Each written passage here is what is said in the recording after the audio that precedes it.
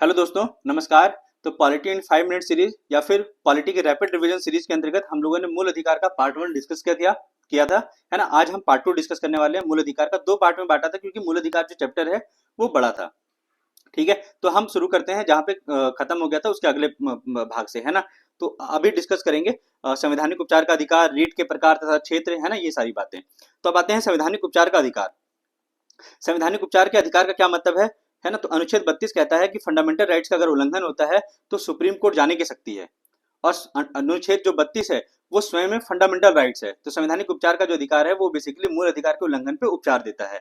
अंबेडकर ने जो आर्टिकल 32 है उसको सर्वाधिक महत्वपूर्ण अनुच्छेद कहा था, जिसके बिना, है ना, सर्वाधिक महत्वपूर्ण अनुच्छेद जिसके बिना संविधान जो है अर्थहीन है। और इसे ही आर्टिकल 32 को अंबेडकर जी ने संविधान की आत्मा तथा हृदय कहा था। और ये क्वेश्चन प्रीलिम्स में पूछा गया है। आर्टिकल 32 के अंतर्गत ही सुप्रीम कोर्ट को बहुत सारे रीट की शक्ति मिलती है ना।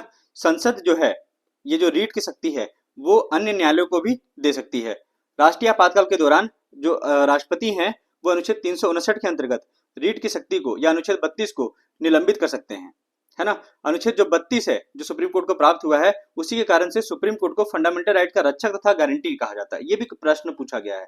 अब आते हैं रीट का प्रकार तथा क्षेत्र। देखिए, अनुच्छेद जो 32 है वो सुप्रीम कोर्ट को रीट का पावर देता है। अनुच्छेद 226 जो है वो हाई कोर्ट को रीट की शक्ति देता है। लेकिन अंतर यह है कि अनुच्छेद 32 जो है स्वयं में फंडामेंटल राइट है, लेकिन अनुच्छेद 226 जो है वो नहीं है। 1950 से पूर्व जो है केवल कलकत्ता, मद्रास तथा बंबई हाई कोर्ट के पास ही रीट की शक्ति थी, लेकिन वर्तमान में सभी हाई कोर्ट के पास है। रीट व्यवस्था जो है वो ब्रिटेन से लिया गया है और रीट का मतलब होता है न्याय का झरना। अब देखते हैं हाई कोर्ट के रीट और सुप्रीम कोर्ट के रीट में क्या अंतर है। देखिए, हाई कोर्ट जो रीट है वो फंडामेंटल राइट्स और अन्य उद्देश्य के लिए भी जारी कर सकता है, लेकिन सुप्रीम कोर्ट जो है केवल फंडामेंटल राइट के उल्लंघन पे ही जारी कर सकता है। हाई कोर्ट जो रीट जारी करेगा वो उस पर्टिकुलर राज्य के भीतर ही रीट जारी करेगा। जैसे अगर गुजरात का हाई कोर्ट जो है वो गुजरात राज्य के भीतर ही रीट जारी कर सकता है, लेकिन सुप्रीम कोर्ट जो है वो पूरे भारत के लिए जारी कर सकता है। तो इसका मतलब है कि क्षेत्रीय न्याय क्षेत्र जो है वो सुप्रीम कोर्ट के पास ज्यादा है। रीट जो है हाई कोर्ट का वो विवेकानुसार है, मतलब फंडामेंटल राइट नहीं है ना। तो जबकि जो सुप्रीम कोर्ट का रीट है वो फंडामेंटल राइट्स है, यहाँ पे सुप्रीम कोर्ट बाध्य है रीट जारी करने के लिए। अब आते हैं डिफरेंट रीट्स और उसका मतलब, है ना, विशेषताएं। तो देखिए, एक रीट है बंदी प्रत्यक्षीकरण। ठीक है, इसका मतलब होता है सशरीर प्रस्तुत किया जाए। जब अन्य द्वारा हिरासत में किया जाता है तब इसे जारी किया जाता है। ये सार्वजनिक प्राधिकरण तथा व्यक्ति दोनों के खिलाफ जारी किया जा सकता है। जैसे कि आप वो क्वेश्चन, वो मूवी देखिएगा, भीम, है ना, जो सूर्या की मूवी है, साउथ की मूवी, आपको ये जो बंदी प्रत्यक्षीकरण है काफी अच्छे से समझ में आएगा। अब आते हैं परमादेश। परमादेश का मतलब होता है हम आदेश देते हैं। इसके अंतर्गत जब कोई कार्य करता है या फिर नकारता है उसके संदर्भ में परमादेश जारी किया जाता है। ये किसके किसके खिलाफ जारी किया जाएगा? तो सार्वजनिक प्राधिकरण के खिलाफ, निगम के खिलाफ, अधीनस्थ न्यायालय के खिलाफ। किसके किसके खिलाफ जारी नहीं किया जाएगा? तो निजी व्यक्ति के खिलाफ जारी नहीं किया जाएगा। जब कर्तव्य विवेकानुसार है ना, वहां पे जारी नहीं किया जाएगा।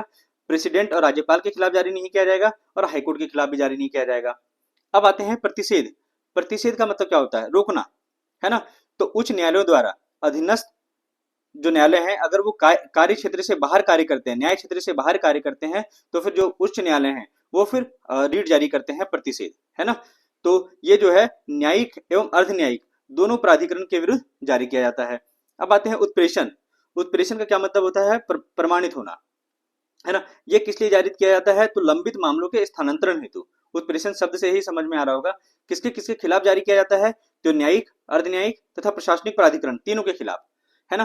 प्रतिषेध जो है वो केवल निवारक है ना, मतलब रोक रहा है बेसिकली किसी को कार्य करने से। लेकिन जो उत्प्रेषण है वो एक तरीके से सॉल्यूशन भी दे रहा है ना, केवल रोक नहीं रहा है, अपने पास मंगा भी रहा है। तो प्रतिषेध से भिन्न जो है या निवारक और सहायक दोनों है।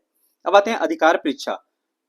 तो इस ये क्या कब जारी किया जाता है? तो लोक कार्यालय के अवैध ग्रहण पर रोक हेतु। मान लीजिए कोई सरकारी पद है और उसका कोई अवैध ग्रहण कर रहा है तो फिर उसकी स्थिति में जारी किया जाएगा। ये एकमात्र रीट है जिसे पीड़ित व्यक्ति से भिन्न व्यक्ति भी दायर कर सकता है। तो ऊपर की जो रीट मैंने बताए उसमें केवल पीड़ित व्यक्ति ही जा सकता है, लेकिन यहाँ पे जो है वो पीड़ित व्यक्ति से भिन्न कोई भी व्यक्ति जारी कर सकता है। अब आते हैं सशस्त्र बल तथा मूलाधिकार, है ना। तो अनुच्छेद 33 कहता है कि संसद जो है सशस्त्र बल, आर्म फोर्सेस, सीएपीएफ मतलब अर्धसैनिक बल, पुलिस, खुफिया एजेंसी, उनके फंडामेंटल राइट्स को सीमित कर सकती है। और इसमें एक बात और बताया गया कि सैन्य बल के अंतर्गत न केवल सैन्य अधिकारी रहेंगे या सेना रहेंगी, बल्कि जो उनके नाई है बढ़ई है, बावर्ची है, ये सब भी उसके अंतर्गत इंक्लूडेड रहेगा। अनुच्छेद 32 के अंतर्गत ये कहा गया है कि जो न्यायालय है वो कोर्ट मार्शल में हस्तक्षेप नहीं करेगी। कोर्ट मार्शल मतलब सेना की अदालत एक तरीके से, है ना, उसमें न्यायालय का हस्तक्षेप नहीं रहेगा। अब आते हैं मार्शल लॉ तथा मूल अधिकार, है ना, मार्शल लॉ तथा मूल अधिकार। तो संबंधित क्षेत्र में, है ना, मार्शल लॉ मूल अधिकार को कैसे अफेक्ट करता है, तो मार्शल लॉ बेसिकली एक तरीके से सैन्य शासन है।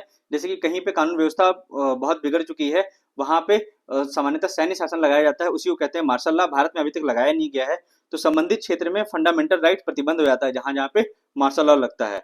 मार्शल लॉ को संविधान में परिभाषित नहीं किया गया है। अगर ये पूछेगा संविधान में परिभाषित किया गया है तो नहीं, है ना। सुप्रीम कोर्ट जो है मार्शल लॉ में बंदी प्रत्यक्षीकरण निलंबित नहीं कर सकता। सुप्रीम कोर्ट ने कहा है कि मार्शल लॉ के संदर्भ में बंदी जो प्रत्यक्षीकरण प्रावधान है वो निलंबित नहीं हो सकता है ना, वो अधिकार जारी रहेगा। ठीक है, थोड़ा सा अंतर देख लेते हैं हम मार्शल लॉ और राष्ट्रीय आपातकाल के बीच में। देखिए, जो मार्शल लॉ है वो अस्थायी सैन्य नियंत्रण है, जो प्रशासन का संचालन जो है वो सेना के तहत चला जाता है, नॉर्मल प्रशासन नहीं होता है। दूसरा क्या विशेषता है इसका, तो इसका आधार कहां से है, तो संविधान का अनुच्छेद 34 से। उद्देश्य क्या है मार्शल लॉ का, तो कानून व्यवस्था और शांति बनाए रखना, है ना। होता क्या इम्पैक्ट है, तो अधिकारों का निलंबन हो जाता है सामान्य रूप से मूल अधिकार का, है ना। कोई निर्धारित अवधि मेंशन नहीं है कितने समय तक रहेगा, और भारत में कभी लागू नहीं हुआ अभी तक मार्शल लॉ। राष्ट्रीय आपातकाल के बारे में देख लेते हैं कि देखिए कब कब लागू होगा, तो युद्ध पे, बाह्यकरण पे, या फिर सशस्त्र विद्रोह के आधार पे, है ना। संविधान का अनुच्छेद 352 इसका आधार है। उद्देश्य क्या है, तो एकता, सुरक्षा और स्वतंत्रता की रक्षा करना। केवल 6 मौलिक अधिकारों का निलंबन किया जा सकता है राष्ट्रीय आपातकाल के समय पे। 20-21 तो निलंबन होगा नहीं, है ना।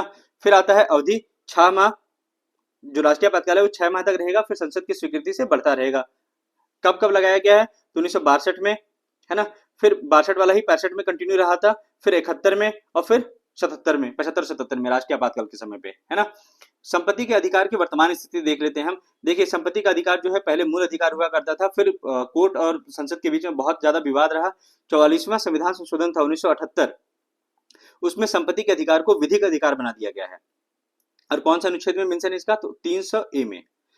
ठीक है, 300A में जो संशोधन होगा वो साधारण विधि के जैसा होगा। 300A जो सुरक्षा देता है संपत्ति के अधिकार के संदर्भ में, वो कार्यकारी क्रिया के विरुद्ध सुरक्षा देता है, विधायी प्रक्रिया के विरुद्ध सुरक्षा नहीं देता है ना। तो ये महत्वपूर्ण बात हो गया। अगर आपका उल्लंघन होता है संपत्ति का अधिकार, तो आप अनुच्छेद 32 के तहत सुप्रीम कोर्ट नहीं जा सकते हैं, अनुच्छेद 226 के तहत हाईकोर्ट जरूर जा सकते हैं।